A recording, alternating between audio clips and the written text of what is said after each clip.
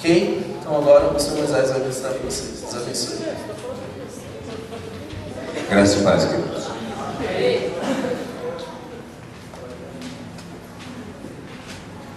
Só lembrando uma situação que o Rubinho comentou aqui enquanto ele falava da questão de ser exemplo, né? Um dia minha filha chegou para mim e disse assim: pai, me dá R$5. Falei, para quê? Ela falou, para comprar cigarro.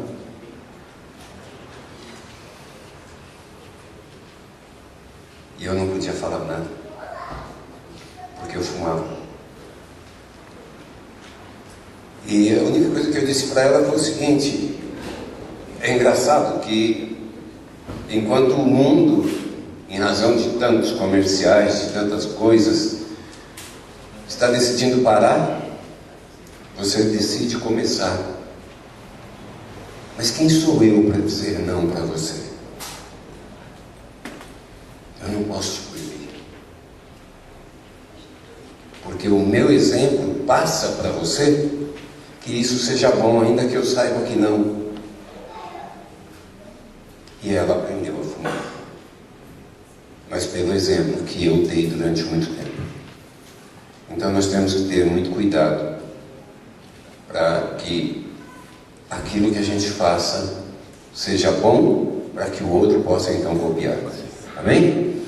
Antes de começar a escola, eu queria que vocês já se separassem aqui e formassem 5 grupos, para que a gente possa já ir discutindo o tema de hoje.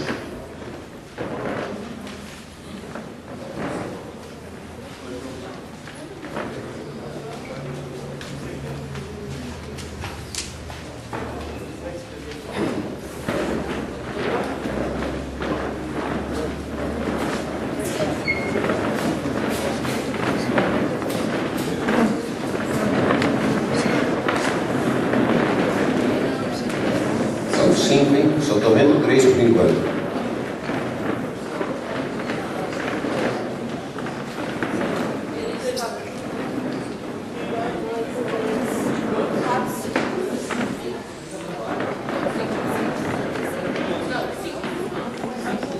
Tem que multiplicar isso mais aí, gente.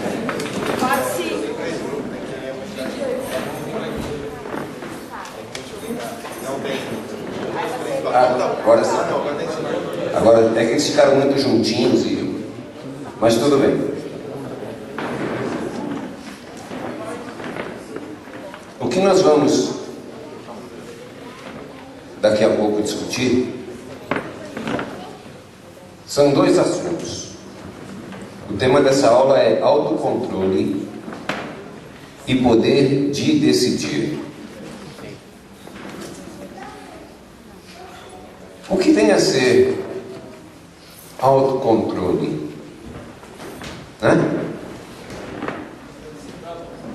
Autocontrole, primeiro já começa a dizer pela palavra auto antes, que é alguma coisa consigo mesmo, né? Então significa controlar a mim mesmo. Agora, o que vem a ser controle, então, quando a gente fala principalmente com respeito a ações? É eu pensar antes de fazer. É eu pensar antes de falar.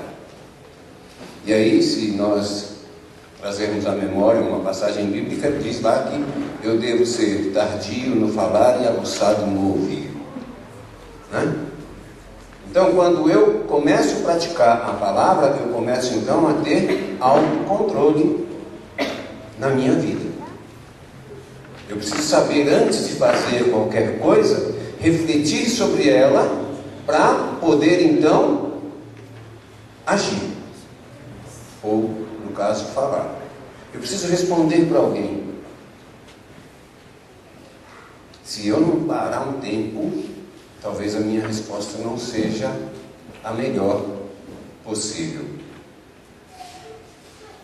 Se eu responder no calor de uma discussão, a minha palavra talvez não seja a palavra mais correta.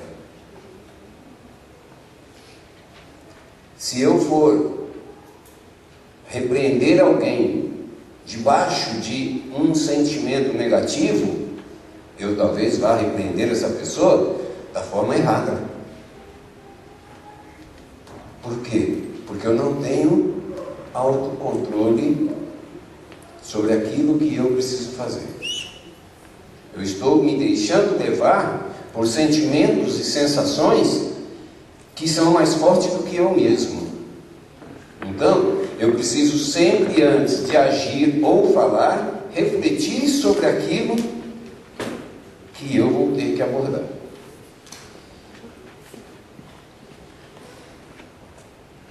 Se eu faço isso, então aí eu domino a mim mesmo. Eu domino as minhas emoções, eu domino as minhas ações. No caso de um líder, principalmente, ele tem que ter esse autocontrole, ele não pode ser explosivo. Ele precisa saber decidir sobre qualquer tema, principalmente se não for aqueles que agradam a si próprio. Alguém entrou numa situação e ele precisa resolver algo que de repente venha contra o que ele pensa, vamos colocar assim. Ele precisa ter o equilíbrio necessário para poder decidir sobre aquela situação. A decisão intempestiva, ainda que justa, ainda que por caminhos supostamente corretos, ela traz danos. Porque muitas vezes nós agimos ou falamos aquilo que não deveríamos ter feito. Eu posso dizer que já passei por experiência assim, né? Corrigir alguém, mas com o coração parecendo um vulcão. E aí você faz a correção, mas de repente lança uma palavra que escapa. A correção toda estava correta, aquela palavra que escapou, estraga tudo. Então, toda vez que nós tivermos uma situação para resolvermos, e principalmente se for situação de conflito, não se resolve nada debaixo de ira, não se resolve nada com o coração em ebulição.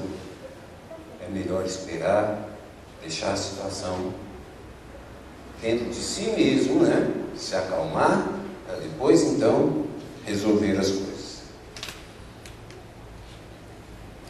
Uma outra situação da falta de controle, né? Acontece muito na questão líder e discípulo. O discípulo vir chegar até o líder e começar a queixar que está passando por um determinado problema. Isso é muito normal. Aliás, nós estamos aqui para isso mesmo, para orientarmos e sermos orientados. Aí o discípulo chega para o líder e fala que está passando por uma dificuldade, seja no emprego, seja no relacionamento familiar, seja financeira. Qual é o papel do líder? É levantar essa pessoa. É ter uma palavra que edifica a fé dessa pessoa. É não deixar aquela pessoa prostrada ou até mais para baixo. Mas quando o líder não tem autocontrole, ele começa: ih, rapaz, eu estou vivendo a mesma situação que você. Ó. Que ajuda ele está dando naquela pessoa? Vai juntar, um vai pegar na pedra do outro e vai cair junto assim, ó, afundando cada vez mais na lama, na água, seja onde for. Por quê? O camarada, quando ele não tem controle das suas situações, das suas emoções, ele se envolve na do outro. Ele se envolve na do outro. Quando ele fala desmedidamente, né, sem preocupação, ele leva problemas que está vivendo, por exemplo, para outro. Ele transmite os seus problemas para o outro sem nenhuma preocupação. É muito, eu não diria comum, mas acontece de repente você está conversando com um camarada da outra célula e reclamando da sua. É você estar falando com alguém que não é da sua igreja e reclamando da sua. Né? A gente fala isso muitas vezes lá fora, no mundo. Meu emprego está uma porcaria, minha escola não vale nada. Mas também fazemos isso no nosso relacionamento. Fazemos isso com a igreja. Isso é ter falta de controle. Isso é não medir as consequências daquilo que se faz, daquilo que se fala. Nós tivemos há pouco tempo um seminário que fala sobre inteligência emocional. Esta aula aqui tem muito a ver com isso. Porque eu preciso aprender primeiro a me dominar. Ainda que não seja fácil. Mas eu preciso aprender a me dominar. Para que as coisas saiam de acordo com a vontade de Deus. E não de acordo com a minha vontade. Porque quando eu esperneio, quando eu grito, quando eu esbravejo, muitas vezes eu estou fazendo as coisas segundo a minha vontade. Né?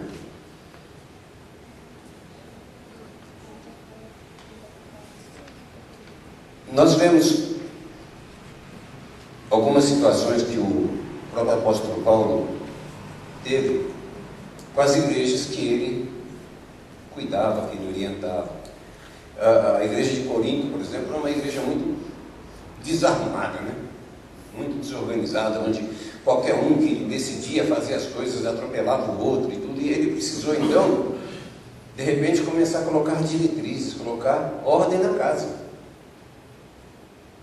Ao ponto de dizer que tinha hora para as pessoas ficarem caladas e tinha hora para elas falarem. Porque senão virava confusão. Mas o que é isso também, se não é estabelecer um controle numa situação onde ele estava à frente, como líder da situação.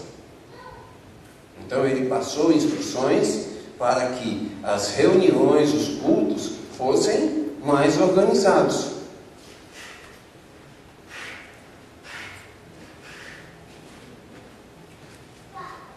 O poder de decisão, ele vem exatamente dessa situação.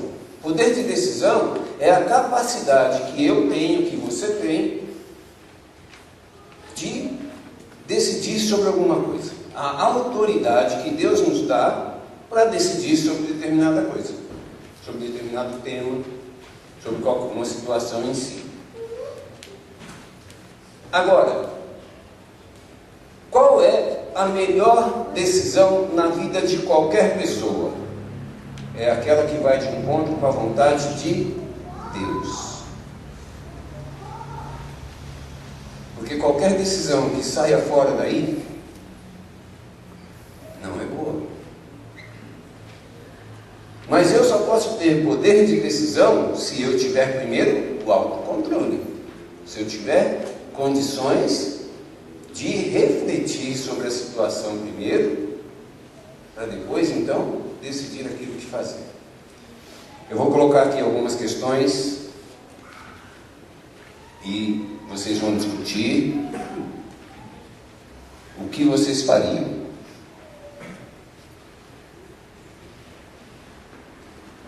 Em uma passagem que está em Gênesis, do capítulo 39, do versículo 7 ao 19.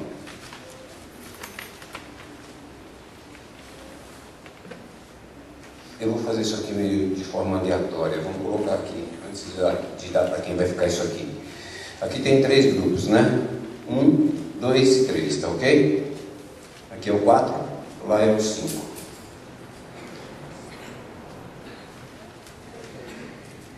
Esse texto aqui fala sobre uma situação que José viveu.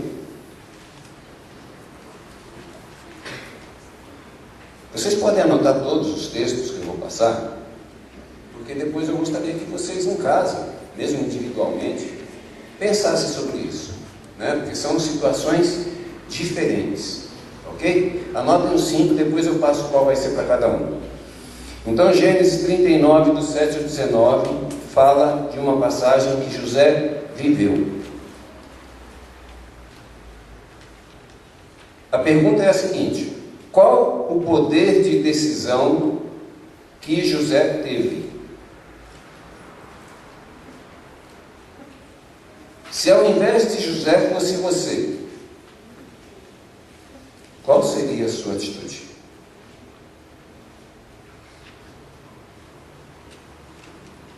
Segunda questão. São duas passagens em Êxodo, capítulo 20, versículo 22 e 26. E no capítulo 32, versículo 15 até o 21. Essa passagem fala da rebeldia de alguns irmãos com relação à posição de Moisés. Então, com base também no autocontrole e poder de decisão, vocês depois me respondem quais as consequências da atitude de Moisés. Qual as consequências da atitude de Moisés nessa situação?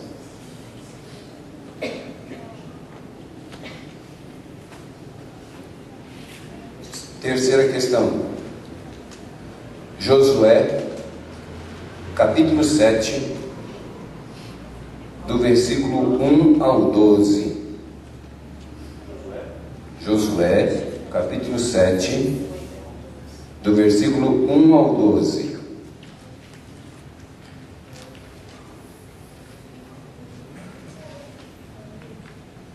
Essa passagem ela relata a questão do pecado no meio do povo de Israel.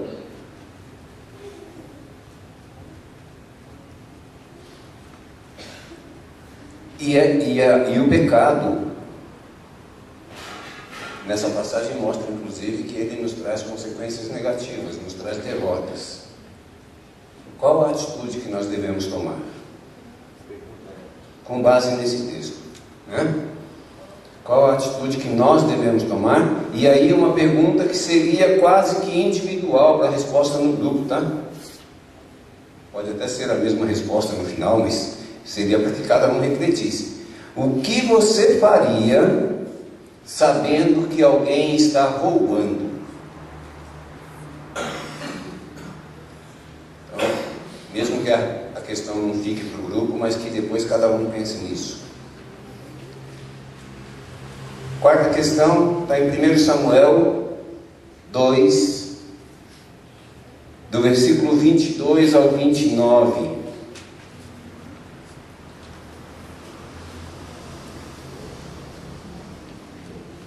É uma situação de transgressão, uma situação de pecado. E a pergunta é a seguinte: o que você faria se um de seus familiares pecasse? Aqui o pecado fica a critério. Que nem a pergunta anterior, se ele estivesse roubando, é pecado. Mas aí pode ser um adultério, pode ser um crime, pode ser uma mentira, pode ser uma coisa até, vamos dizer assim, aos nossos olhos, né? Simples. Mas que você fique sabendo o que você faria. E como você agiria para conserto desta situação? O que você faria para consertar essa situação? A quinta e última questão está em 1 Samuel 13, do versículo 8 ao 15.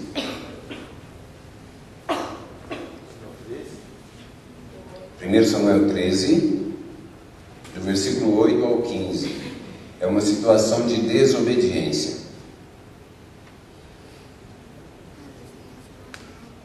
Como você agiria com aquele que não obedece?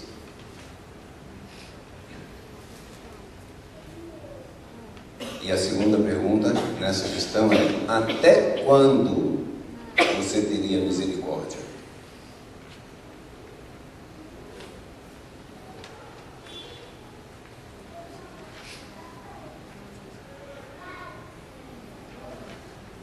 Nessas 5 questões, como o tema é autocontrole e poder de decisão, analisando o texto e também trazendo para o comportamento que vocês levantarem dentro da equipe, vocês vão identificar a questão do autocontrole e do poder de decisão. Tá? No caso lá de Moisés, como é que foi? No caso de Josué, como é que foi? Samuel, como é que foi? Mas também naquelas que seria eu, né? Onde está o meu poder de decisão? Onde é que está o meu autocontrole nessa situação?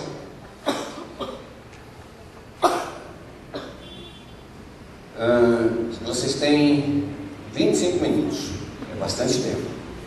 Então vamos lá. Primeira questão. Vai ficar com a equipe 4. Aqui, né? A segunda questão, com a equipe 1 aqui. Certo? Anotaram?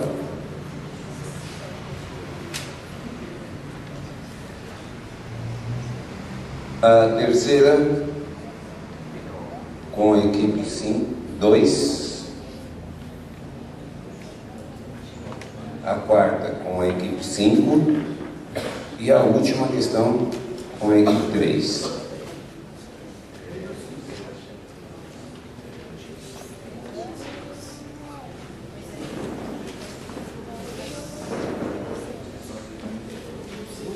A quinta é: como você agiria, 1 Samuel 13, do 8 ao 15. Como você agiria com quem não obedece e até quando você teria misericórdia?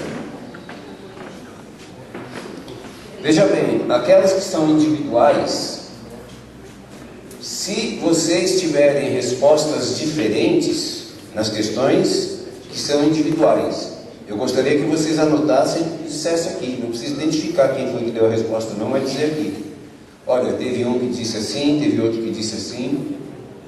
Tá ok?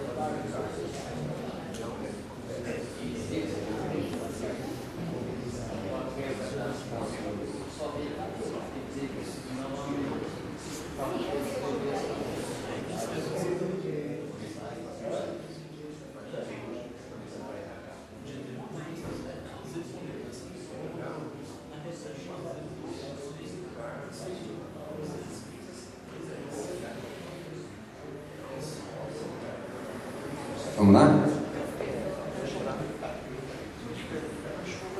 Quem vai vir primeiro?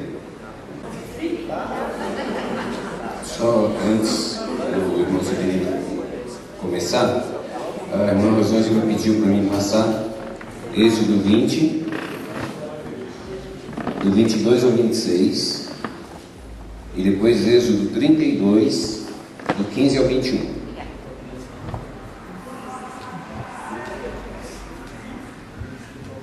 As paz. Nós vamos ler 1 Samuel 2, do 22 ao 29. E diz assim: era, porém, Eli já muito velho, e ouvia tudo quanto seus filhos faziam a todo o Israel e de como se deitava com as mulheres que em bando se ajuntavam à porta da tenda e da congregação. E disse-lhes: por que fazes tais coisas? Porque ouço de todo este povo os vossos maléficos. Não, filhos meus, porque não é boa fama essa que eu ouço. Fazeis transgredir o povo do Senhor. Pecando homem contra homem, os juízes o julgarão. Pecando, porém, o homem contra o Senhor, quem rogará por ele? Mas não ouviam a voz do seu pai, porque o Senhor os queria matar. E o jovem Samuel ia crescendo e fazia-se agradável, assim para com o Senhor, como também para com os homens. E veio um homem de Deus a Eli e disse-lhe: assim diz o Senhor, não me manifestei na verdade à casa do teu pai, estando os israelitas ainda no Egito, na casa de Faraó. E eu o escolhi dentre todas as tribos de Israel para sacerdote, para oferecer sobre o meu altar, para acender o incenso e para trazer o éfode perante mim, e dei à casa do meu pai, do teu pai, todas as ofertas queimadas dos filhos de Israel. Porque dais coices contra o sacrifício e contra a minha oferta de manjares que ordenei na minha morada, e honras a teus filhos mais do que a mim, para vos engordardes do principal de todas as ofertas do meu povo de Israel. Amém? Então, aqui nós vemos uma situação muito desagradável, porque o povo estava totalmente pecando contra Deus à porta da congregação. O pai deles, já com uma idade avançada, não via, mas ouvia os murmúrios, via as atrocidades que eles estavam fazendo, né? O pecado profundo que eles estavam cometendo perante o Senhor, né? E ali, muito ruim para ele, né? Porque Deus enviou um homem de Deus, né? Que era para eles honrarem, né? Ele enviou, quando ele fala aqui eu escolhi dentre todas as tribos de Israel para sacerdote, para oferecer sobre o meu altar, para acender o incenso e para trazer o éfode perante mim. E dei à casa do teu pai todas as ofertas queimadas dos filhos de Israel. Porque eles ainda, né, eles não davam crédito, eles não honraram, eles davam coice, eles ficavam rebeldia total, né? Porque os que eles faziam ali era pecado total, né? Trazendo para nós hoje uma situação dessa, não tem nem como a gente falar assim, né? Nós estávamos falando ali como que a gente, se um dos nossos familiares pecasse dessa maneira, como que a gente ia fazer? Quais os princípios que a gente ia tomar? Os princípios que a gente ia tomar é o que a gente está aprendendo, né? Colocando o quê? A nossa vida dentro do altar, orando, jejuando por essa vida, para ter a sabedoria de Deus, para estar orientando essa pessoa de acordo para que ela venha a se converter do seu pecado, né? E cair na realidade, não fazer mais, porque Deus estava dando oportunidade, mas na verdade eles não queriam essa oportunidade de ser salvos verdadeiramente. Qual que é a nossa atitude de cristão perante a situação dessa? Orar, trazendo para os dias de hoje, é orar e jejuar, né? E pedir a Deus sabedoria para que nós possamos ajudar um familiar meu, né? Numa situação dessa, não tem outro caminho a não ser o jejum e oração, porque a partir desse princípio, com certeza Deus vai nos abençoar e nós vamos ser mais que vencedores, né? Na presença do Senhor, porque esse é o princípio básico para a gente ter como orientar uma pessoa. A gente tem que ter, numa situação dessa, verdadeiramente um autocontrole, um controle de decisão sábio, vindo de Deus, porque se for da nossa própria força, nós não iremos conseguir mesmo. Se não tiver Deus, se não tiver na presença de Deus, fazendo por onde, né? receber de Deus sabedoria, nós não vamos conseguir, não vamos ter um autocontrole para resolver tal situação. As duas perguntas se tornam nenhuma, né? Na verdade. Então, o princípio verdadeiro dessa situação, no caso de um familiar meu, seria eu me dispor na presença do Senhor, jejuar por aquela vida, orar, pedir sabedoria do trono de Deus, que com certeza absoluta que Ele me dá, para ter um autocontrole e saber orientar essa pessoa, em nome de Jesus. Amém? Próximo. Graças a paz, igreja.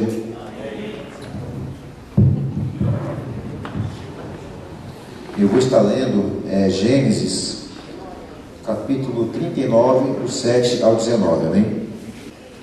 E eu vou ler aqui alguns versículos apenas, para não tomar tempo. Do 39, do 7 até o 9. E aconteceu depois dessas coisas, que a mulher de seu senhor pôs os olhos em José e disse: deita-te comigo.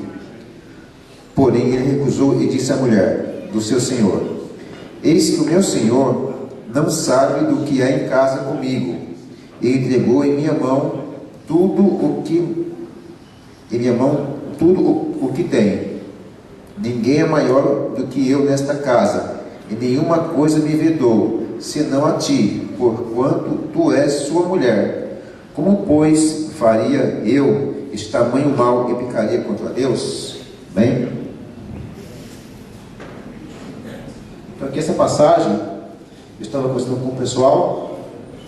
Na verdade, José, ele teve uma decisão muito sábia. Por quê? Ele já vinha desde a sua infância, desde os ensinamentos do pai dele, Jacó. Ele tinha o quê? Um caráter. Então, quando uma pessoa ela tem um caráter formado, qualquer pessoa que venha persuadir, venha convencer, né, ela tem um domínio próprio, né, e através desse domínio próprio, ela decide, né, fazer aquilo que é certo. Por exemplo, se você está numa condução e de repente você vê uma pessoa deixar a carteira cair no chão, você sabe que aquela pessoa ali, né, perdeu a carteira, e você não vai até ela devolver a carteira, é falta de caráter. Então você tem que chegar lá e devolver para ela, entendeu? Então, na verdade, o que acontece com José aqui?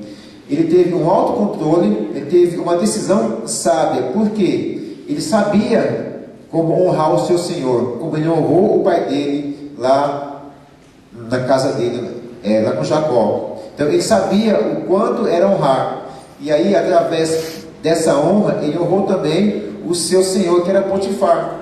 E aí que acontece, mesmo aquela mulher tentando ele fala, então ele ouviu a voz do seu senhor, diz assim, que ele somente poderia usufruir, né, tomar conta de todos os bens da casa, exceto a mulher dele. Por quê? Ele sabia, né, o que era, né, a vontade de Deus. Então, aqui resumindo mesmo, quando uma pessoa ela tem um autocontrole, tem um domínio próprio, ela consegue decidir com facilidade. Porque se ela não tem caráter, ela pode titubear, ela pode balançar e acaba fazendo as coisas que não agradam a Deus. Amém? Próximo. Paz, igreja. Eu vou ler Êxodo 32, do 15 ao 22. E virou-se Moisés e desceu do monte com as 2 tábuas do testemunho na mão, tábuas escritas de ambos os lados. De um e de outro lado estavam escritas. E aquelas tábuas eram obra de Deus. Também a escritura era a mesma escritura de Deus, esculpida nas tábuas. Ora, ouvindo Josué a voz do povo jubilava, disse a Moisés: alarido de guerra há no arraial, Respondeu-lhe Moisés: não é alarido dos vitoriosos, nem alarido dos vencidos, mas é a voz dos que cantam que eu ouço. Chegando ele ao arraial e vendo o bezerro e as danças, acendeu-se-lhe a ira e lhe arremessou das mãos as tábuas e as despedaçou ao pé do monte. Então tomou o bezerro que tinha feito e queimou-o no fogo, e moendo-o até que se tornou um pó, o esparguiu sobre a água, e deu a beber aos filhos de Israel. E perguntou Moisés a Arão: que te fez este povo, que sobre ele trouxeste tamanho pecado? Ao que respondeu Arão: não se acenda a ira do meu senhor. Tu conheces o povo, como ele é inclinado ao mal. A pergunta que foi feita para a gente foi: quais as consequências da atitude de Moisés? Ele ficou muito irado lá, então acabou que quando ele desceu, ele estava com as tábuas na mão dos 10 mandamentos, né? Ele pegou, olhou para o bezerro de ouro e falou: o que é isso? O que está acontecendo? Ele se irou, ele ficou cego, já pegou as tábuas, atacou, e ficou muito irado. Daí isso pode ter causado uma má impressão, né, para os que estavam lá. Pode ter causado, tipo assim: o nosso líder lá e tal está fazendo isso. Que testemunho ele vai dar para essas pessoas? Ele não deu um bom testemunho fazendo isso. E também aqui ele pegou o bezerro de ouro e queimou, daí formou um pó. Daí ele pegou o pó e jogou na água. Jogando na água fez com que eles bebessem. Daí imagina o problema que deu no estômago deles, né? E o só isso.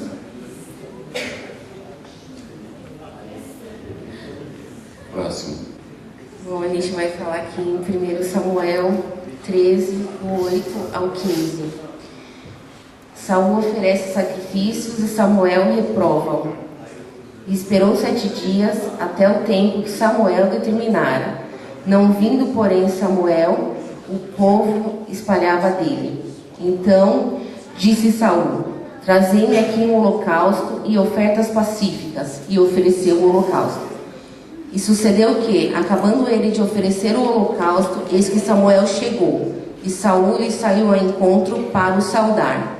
Então disse Samuel: que fizeste? Disse Saul: porquanto via que o povo se espalhava de mim, e tu não vinha nos dias aprazados, e os filisteus já se tinham ajuntado em Micamás.